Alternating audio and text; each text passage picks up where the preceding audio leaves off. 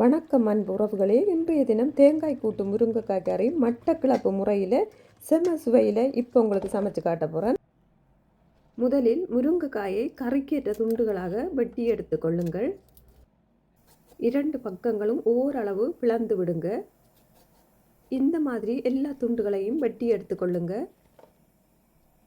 கறி சமைக்க தேவையான பொருட்கள்: ஒரு பெரிய வெங்காயம், கறிவேப்பிலை, சின்ன வெங்காயம், மற்றது பச்சை மிளகாய் உங்களுக்கு எந்த அளவுக்கு காரம் தேவையோ அந்த அளவுக்கு எடுத்துக்கொள்ளுங்க. இதோட ஒரு தேக்கரண்டி சின்ன சீரகம், அரை தேக்கரண்டி கடுகு எடுத்துக்கொள்ளுங்க. அதோட முக்கியமாக தேங்காய் பூ எடுத்துக்கொள்ளுங்க. ஒரு பாதி தேங்காய் துருவி எடுத்துக்கொள்ளலாம். கறி சமைக்கிற பாத்திரத்தில் நீங்கள் முருங்கைக்காயை கழுவி எடுத்துக்கொள்ளுங்க. தேவையான அளவு உப்பும் மஞ்சளும் சேர்த்துக்கொள்ளுங்க. பச்சை மிளகாயையும் வெங்காயத்தையும் வெட்டி எடுத்துக்கொள்ளுங்க. எல்லாவற்றையும் முருங்கைக்காயுடன் சேர்த்து தேவையான அளவுக்கு தண்ணீர் ஊற்றி மூடித்து அவிய விடுங்க.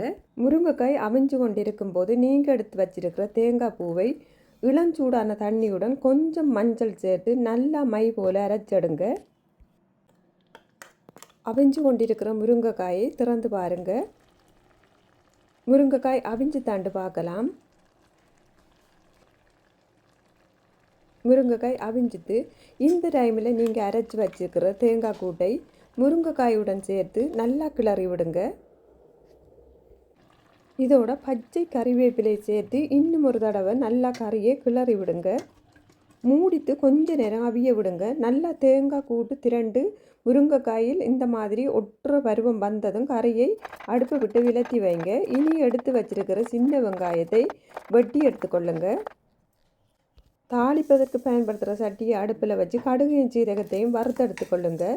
இந்த மாதிரி படபடண்டு பொரியும் போது சின்ன ஒரு உரலில் போட்டு இந்த மாதிரி அரைச்சி எடுத்துக்கொள்ளுங்க. இப்போது சூடாகிருக்கு இந்த சட்டியில் நீங்கள் வெட்டி வச்சுருக்கிற சின்ன வெங்காயத்தையும் கறிவேப்பிலையும் சேர்த்து தண்ணீர் வற்றும் வரைக்கும் வறுத்து கொள்ளுங்க. வெங்காயத்தில் இருக்கும் தண்ணீர் வற்றியதும் தாளிக்க தேவையான எண்ணெயை இந்த டைமில் சேர்த்துக்கொள்ளுங்க. இப்போ எண்ணெயுடன் சேர்த்து வெங்காயத்தையும் கறிவேப்பிலையும் வதக்குங்க. இந்த டைமில் நீங்கள் தட்டி வச்சிருக்கிற கடுகையும் சீரகத்தையும் இந்த எண்ணெயுடன் சேர்த்து வதக்கவும். இப்போது தாளிப்புடன் முருங்கைக்காயை சேர்த்து நல்லா கிளறி எடுத்துக்கொள்ளுங்க. இந்த முறையில் நீங்களும் சமைச்சு பாருங்கள்.